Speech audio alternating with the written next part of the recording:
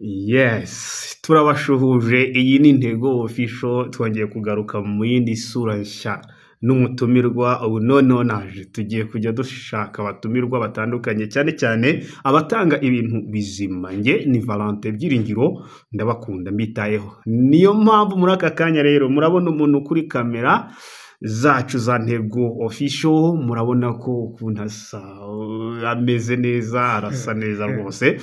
Ni umujyanama mwiza w'ubuzima, ni inzobere mu bintu bijyanye n'imirire. N'ikimenyimenyi ushobora no kujya kuri televiziyo yitwa Ramira Ubuzima TV, wahasanga ibiganiro byiza by'isana buzima, ntabwo ari isana mitima kuko nabyo biba birimo, ariko ni isana buzima. Hamwe ushobora kuba warabaye umusaza rukukuri ku bijyanye n'umubiri, uruhu ndetse n'ibindi, ariko yakugira inama wahasanga zakugira umusore umeze neza cyane, bikajyana n'imyaka yawe ufite. Muri aka kanya rero mu kiganiro twateguye, namutumiye kugira ngo adufashe ku nama zijyanye n'amafunguro, nko mu muryango umuntu yasangira n'umuryango we akagira akanyamuneza, hakaba ibyishimo ndetse n'ikambere, hamwe bakora igikorwa cy'i Yerusalemu, muri cya gikorwa cyiza Imana yashimye ku bashakanye bikagenda neza, ndetse yanasangira n'abana aho ku meza bose bagaseka, akanyamuneza kakaza mu rugo. Niwe wabasha kubibwira rero, njye ntabwo navuga amazina y'umukuru, umukuru niwe ugomba kwivuga. Umwanya ni uwawe. Murakoze cyane Valentin, twishimiye kubana namwe muri studio za Intego Official. Amazina ni Nzayisenga Jeanne Paul, ansenya naturopathe, niko nkunze kwisobanura, yego, umurezi n'umujyanama w'ubuzima. Ubwo rero nk'uko wabivuze, mfite channel yitwa Ramira Ubuzima TV. Ubwo bakunzi ba Intego Official bayisura, bahasanga ibiganiro bitandukanye by'ubuzima. Twasanze ubuzima ari cyo gishoro cyiza umuntu yashora kandi akabasha kunguka byinshi, maze duhitamo kwimbika ibiganiro by'ubuzima kugira ngo abantu babashe nibura kongera kugarurirwa icyizere cyo kubaho ndetse no gukora imirimo myiza kandi bakayishobora. Hari amagambo nasomye mu gitabo kimwe cyitwa Education, uburezi, cyane cyane kirebana n'imirire. Baravuga ngo umuntu ashobora kumara igihe kirekire afite intego runaka ashaka kuzageraho, yaba yenda kuyisingira bitewe n'intege nke z'umubiri. Iyo ntego ntayisingire, ahubwo akayitangwa na wa wundi ufite imbaraga kandi amaze igihe gitoya yiteguye. Ubwo rero murumva yuko igishoro dufite cya mbere muri ubu buzima ni ubuzima buzira umuze. Yego, ubuzima buzira umuze nicyo gishoro cya mbere dufite muri ubu buzima. Ariko nanone reka dukome urusyo n'ingasire, tugira ibyo tubaza, nkatwe tutafite amakuru ahagije ku byo twafata. Iminsi myinshi nkunda kubona abagabo bagenda banezerewe, ni bake ku ijana, abandi ugasanga ibintu ntibimeze neza, bafite umushiya n'umutima mubi. Ese mu mafunguro ko wambwiye, ugeze ku nkoma akabugira urambwira ati Valentin, turamenye kugira urugo rwawe ruzakomera, uramenye uzafata ifunguro rimeze neza, wibuke imbuto n'imboga n'iki, ariko ntabwo nzi kubivangavanga ngo bibyara umuti. Mbwira uko byifashe kugira ngo nanjye ntangire kuba umugabo ushitse iwanjye.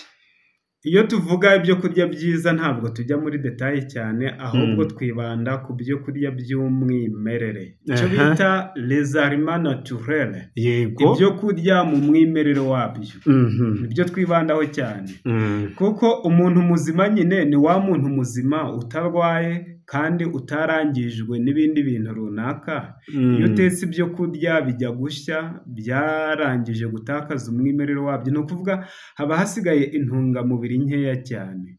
Ubwo rero umuntu aba akwiriye kwibanda ku byo kurya by'umwimerere, akabiteka ku muriro uringaniye. Hari n'abagira ubuhanga bwo guteka kuri cuisson en vapeur, bakaba batekesha umwuka. Ariko tutaragera yenda uko umuntu yarya ibyo kurya bibisi, cyangwa se yenda akarya n'ibindi byo kurya bikamugirira umumaro, umuntu point de départ, intambwe ya mbere atera ni ukwimenyereza kurya ibyo kurya by'umwimerere. Niba bimeze bite? Ni ibyo kurya yasaruye mu gisambu cye. Yavuye gukura ibijumba, gukura ibirayi, yasaruye ibigori, yasaruye amasaka. Ibyo nibyo akwiriye guteguramo ibyo kurya. Noneho ibyo byo kurya tukaba twizeye yuko bidafitanye isano na nkeya n'uruganda, ibyo yabiriye ari umwimerere. yego. Maze rero none se reka nkubaze, bimwe hari ibindi biryo abahanga mukunda kuvuga ko iyo umuntu abifashe bishobora kuba byagira nk'ingaruka ariko tutarabyinjiramo, nk'ibyo kurya by'umwimerere, ingero ni izihe? Ese umuntu yafatira irihe funguro kugira yumve ko hariho ibyo kurya by'umwimerere? Reka dutange urugero runaka. Duhereye yenda ku birayi. Umuntu ashaka guteka indyo yuzuye akoresheje ibirayi, ibishyimbo ndetse n'imboga. Kugira ngo arye ibyo kurya by'umwimerere, afata ibirayi akabitogosa, yego, bya bindi byo kubiteka ngo ni ifiriti, ni kasote, akabicika akabicukaho, ahubwo akabitogosa n'umuriro uringaniye. Yamara kubitogosa akaba yatetse n'ibishyimbo, ibyo bishyimbo ibirayi byaba bimaze nko gutogota. Gutogota yenda ni ikinyarwanda cyumvikana, reka kubira.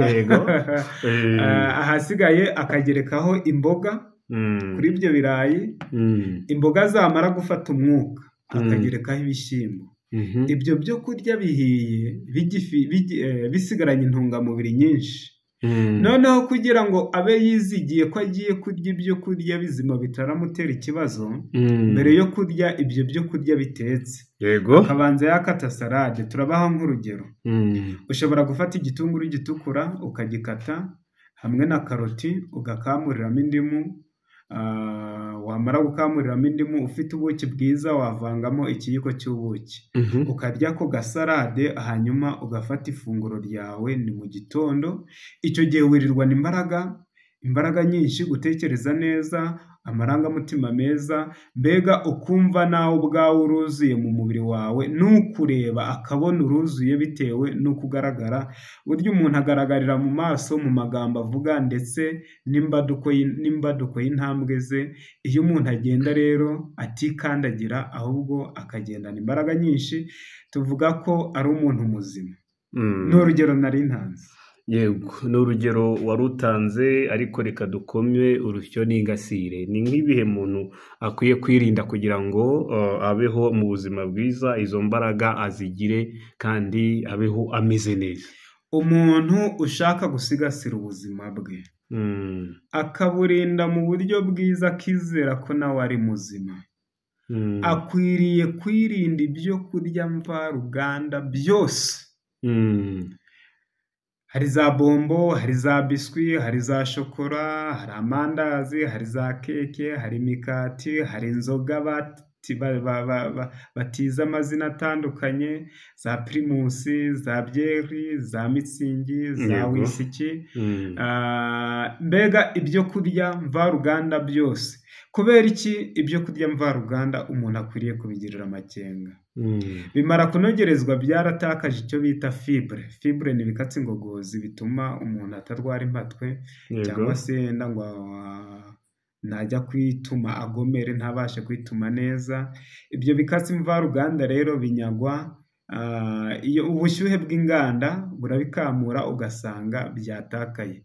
Noneho ikindi umuntu akwiriye kwigengeseraho ni ibyo kurya bikomoka ku matungo.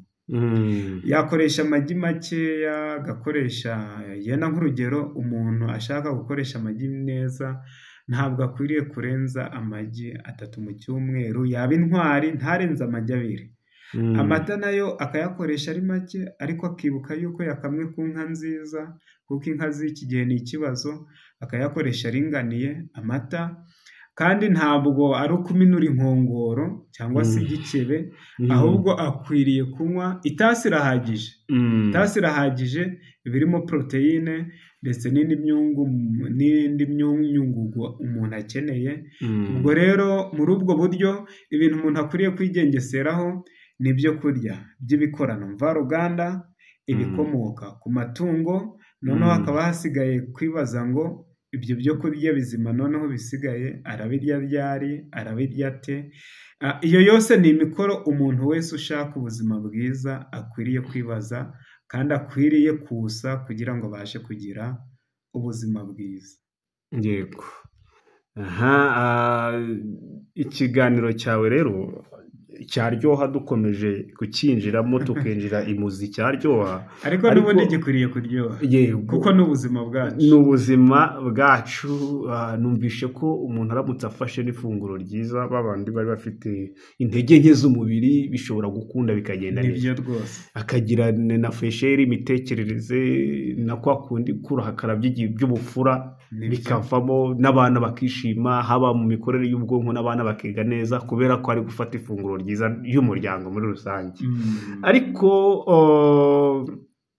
reka duhinire ahangaha ahubwo icyo numvaga nifuza kwari kugira ngo abantu bakurikira Ntego Official muri rusange tubahe agakeregeshwa gatoya k'ibyo bakagombye kwitaho ariko nanone tunabukumbuza ko Nepo azagaruka kuri uyu muyoboro wa Ntego Official.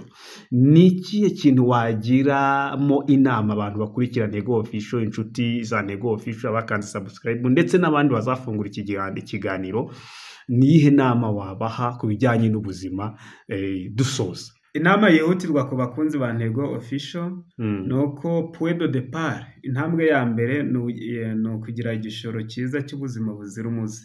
Impamvu baza gukanda subscribe bakaba bakumva no mu matwi yabo ngo hari channel yitwa Ntego Official nuko bahumeka nuko ari bazima. Ubwo rero umuntu akwiriye kuba hari muzima kandi yuzuye, niba yakurikiranye Ntego Official akamenya yuko ikintu cya mbere akwiriye kuzirikana ari ugusigasira amagara ye kugira ngo abashe kuba muzima, ndetse n'ibyo yakora byose abikore yishimye kandi anezerewe. Ubwo rero amagara arashakwa, ntabwo ari impanuka, ntabwo umuntu ayageraho bitewe n'ingeno, umuntu ayashakisha mu tumanyu tw'ibyo kurya atamira buri munsi. Niyo mpamvu uhereye umwanya si rimwe si kabiri tuzajya dukunda kubigarukaho kenshi kugira ngo abantu nibura babashe gusigasira ubuzima bwabo. Gusa ku bantu duhuriye bwa mbere kuri uyu muyoboro nabashishikariza gukanda subscribe kandi bakanyarukira no ku muyoboro wa Ramira Ubuzima TV naho bagakanda subscribe kuko bahasanga ibiganiro byinshi bitandukanye byabarangira ko babasha gusigasira ubuzima bwabo. Yego, urakoze cyane Nepo Lance Naturopathe. Imana igumugisha kuba wemeye ubutumire bwacu kuko uri inzobere mu bijyanye n'ubuzima, kuko ubona n'umugisha. Namwe murakoze. Urakoze cyane.